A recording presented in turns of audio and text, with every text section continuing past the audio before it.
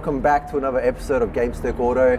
I'm here with Evan today. What's going on, bro? Good to see you, man. Right? Thank you. Good, man. Evan's got his new Toyota Supra here.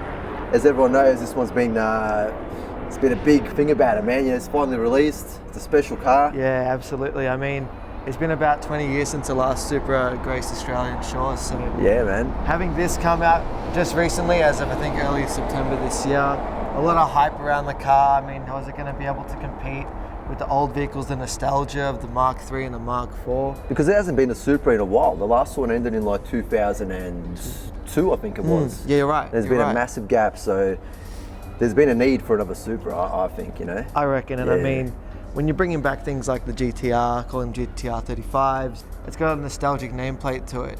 Whereas when you have a Supra, for me, Supra's been a big passion of mine. Yeah. I know you love them. I know you love your Toyotas because you had a good 86 before this one. I did. I had the 86. That was pretty cool. It was wrapped. I love that car, but it was time to move on to bigger and better things. Yeah. Sure, that opened a lot of doors for me, but I feel with this car, it's really just feels like home almost because I've been passionate about Supras for so long. There you go. Yeah. How long have you had it for? Since it came out? From the first day? Or? First day it was available to me. I've been driving it ever since. I mean, you drive it, it's so comfortable. It's definitely a good cruiser vehicle. Yeah, because, well, these seats are amazing. Leather seats. Yeah, man. Very comfy. So it's got a pretty sweet interior there, man. Yeah, nice leather. Really nice leather seats in it. They look very supportive, these seats. Nice bucket seats, yeah? No, they do, and they've got a whole bunch of different configurations you can save as well for yourself and your passenger. Everything's very easy to reach. Similar to with the Mark IV when you had the whole cockpit sort of entrance in the vehicle. You can sit down, all the buttons are around you. In this, it's not so much like that, but everything's still very reachable. No strain to get up and touch anything. Gotcha. You can easily maneuver anything on your head unit, your climate control, your seat settings. Everything's very reachable. Everything. Yeah, that's awesome, man. Obviously, this is a bit of a half a BMW, half a Toyota, which is not bad. I personally like BMW, so I actually think it's pretty cool. But you see a lot of influence throughout the interior. You do. Dashboard. You do. The iDrive, is that called iDrive? It's very similar to the iDrive system, yes. What I find is that even though the software and the look of the interior is very much the same of a BMW, you will find that when the car does start up, it does say welcome. You can set it to say your name, or you can set it to make a chime. And when you do start the car, it has a little picture of your Supra just on the head unit. There you go. It's very nice. That's pretty cool, man. Very nice. That's pretty cool. Yeah, man. Do you want to show us around the car, dude? Yeah, sure. Let's go from the driver's side? From the driver's side, yeah. Okay.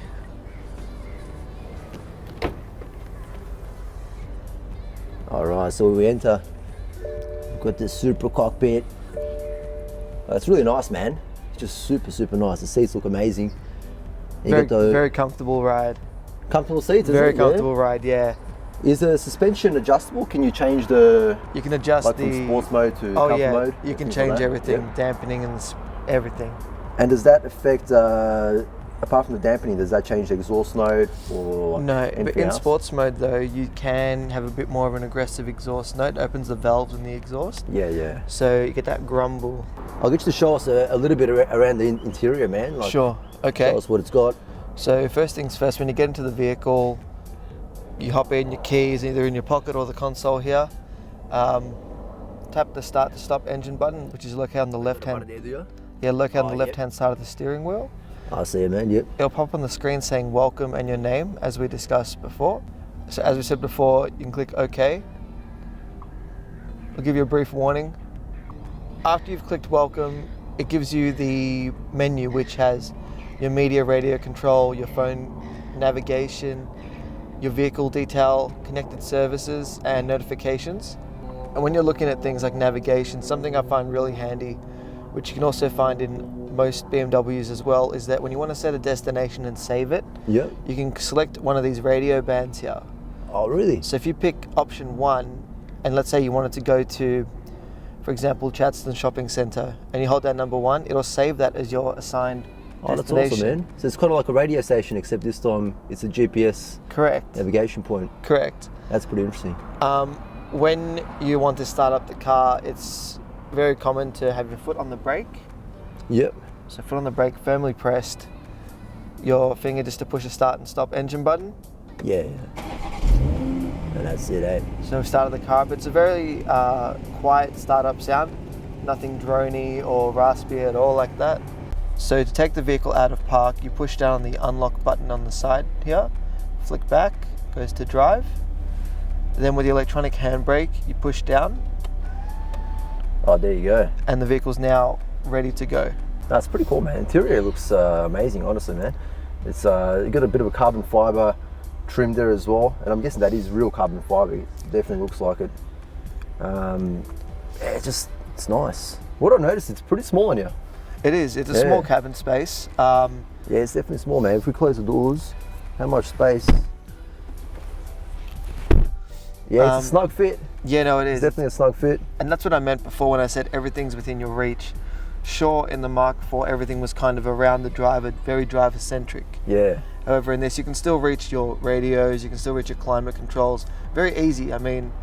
That's awesome, man. Is it like a wireless charging pad or something down here? There is. So for myself, I have my USB cable. However, in this space over here, you will find that there is a wireless charging bay. Oh, right. So you just slip it underneath the actual... Correct. Underneath the section there? And with this protective cover here, it also helps for the driver not to feel influenced to check their phone. Oh, right, The phone's very much just cradled in there, and it's good for your driver's safety as well. Yeah. And this car has Apple CarPlay or anything like that? At the moment, the vehicle does not have Apple CarPlay. Hopefully they can bring Apple CarPlay to Australia. Yeah. That'd be ideal, because it is a great software to have in the vehicle, as well as having direct link to your maps and your audio for your music. Gotcha. Maybe perhaps Android Auto as well, but we'll see what happens in the future. Yeah. We'll see how we go, man. Do other BMWs have it, or is it just this one that didn't get it yet? I believe some BMWs do have Apple CarPlay installed in their infotainment system. However, this vehicle does not. Yeah, that's right. Is there any mods you can do to get it working? Is there a little hack around it? I don't think so. Nothing yet? Maybe something in the future. Maybe something in the aftermarket scene. That's it. But as far as genuine product, I don't believe so. Yeah. Does the screen show you any like statistics of the engine or anything like that? It does. You can do actually like a full diagnostic service check as well. So right. I'll show you how that works. So here we are. We'll go to my vehicle. We'll go down to vehicle status. Yeah. And here you can actually check the tire pressure of your wheels. Oh, that's pretty cool, man. Yeah. You can also do a engine oil level check for any vehicle messages, or even service requirements. Oh, that's pretty sweet, man. Yeah, it's really handy to have this. So there's a bit of detail there. Sure is. And in saying that, you can also customize a whole bunch of settings, especially when it comes to your sports display as well. So when the vehicle's in sports mode, which I'll put in sports mode now, I'll also activate the park and the handbrake again, just to show you what the sports display really shows the driver so at the time of moving. Yes. So if I was to accelerate, right, you can see that the torque and the power goes up. Now you told me earlier that you've tuned the car. We've tuned the car. The tune occurred about a week or so ago. Yep. Through great friends of mine that own a European vehicle tuning workshop in Braybrook. Oh yeah. Yeah. The name of the business is XL Tune. Sweet, man. And do they do dyno tunes, or is it more like a chip tune that's already pre-tuned for the car, one of those Euro style ones? Sure. So with regards to dyno, I believe that they are seeking to obtain a dyno in the future. Oh, okay. However, this was a direct PC to ECU tune. Gotcha. Yeah. Yeah, so nice and easy, and they're usually fairly safe tunes. Very safe. So very you could probably safe. make even more power than what they actually give you. You probably could. I mean, from when we checked the map onto the system, this was the only A90 Supra map installed in the database. Yeah. Oh, okay. Yep. So there was no other previous map in the system.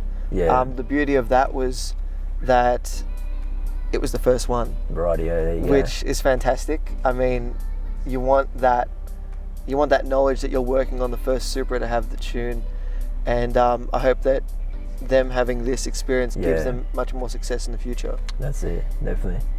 And how much power does it make now compared to before? So before, What does the chip actually provide? So the max power before on the vehicle was 250. 250, yeah. The maximum power now is 320. Okay, it's a bit of a jump. Yeah. The Just from a chip. a single tune. Yeah, there's nothing else done to it. So no other modifications. yeah. Previously, the newton meters was 500 newton meters. Yeah. Now we're talking 580. That's a big jump, man. If we're talking, That's not bad. Yeah, not bad. That's some good power, man. We're going to see what that power feels like in a minute. The car Go for really, a little drive. honestly, yeah, it really goes different now. I mean, it felt like the vehicle was a bit restricted in the beginning. Yeah. But now with this additional tune, there's absolutely zero lag. Probably feels a bit more responsive as well. It does, and when Yeah. you accelerate, it really goes. Yeah. All right, bro. Let's go for a little drive. We'll see what it's like in the new Supra. Sounds good to me. Let's go. So what's the future plans for this car, man? Have you got anything planned for it? Look, I'd love to do a couple of things with the car, but it all comes down to affordability and the parts being available within Australia. I mean, you see a few YouTubers overseas and they're already fitting body kits, wings, having custom body kits made. One YouTuber that I'm following quite closely is TJ Hunt. He recently, Has he got the black one? he does. He owns a He's black got the black one, yeah. Supra, and he recently developed, in collaboration with another company, a Supra body kit, which is like a wide body with this great wing. And Right, yeah. from what I hear, each part will be sold individually. So in saying that, if I was able to obtain a wing, I would sure as hell get that fitted onto this vehicle. Yeah. It's not like a rough JDM car at all. No. You know what I mean? It's just it's well sorted out. It does feel like a European car, which is a good thing, Yeah. in my opinion. Because if you're going to pay this kind of money for a car, you do want it to be luxurious at the same time, Absolutely. as well as quick. So, and it definitely does feel luxurious. I can tell you that. I've wanted a Supra for as long as I can remember, and Yeah. being able to arrange to have this vehicle through a lot of honestly hard work and what felt like forever, but thankfully we brought it to Australia, and having this car, it's just really a dream come true. Yeah, to be no, honest it's with awesome, you. man. So there's no back seats in this one. No back That's seats. for sure. So it's just a two-seater.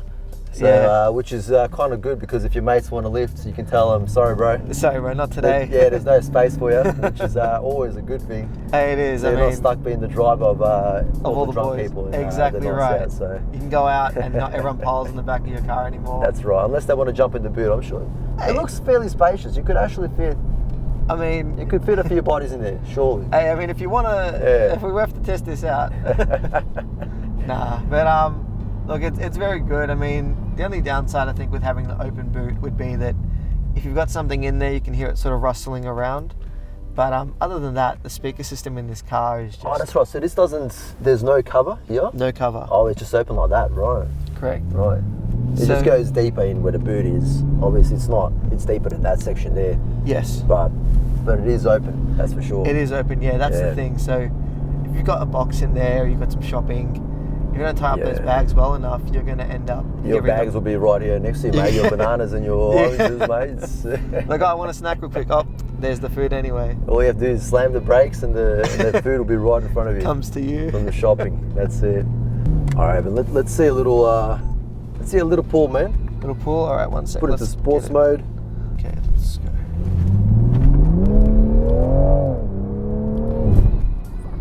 Tell you what, man, it goes pretty good.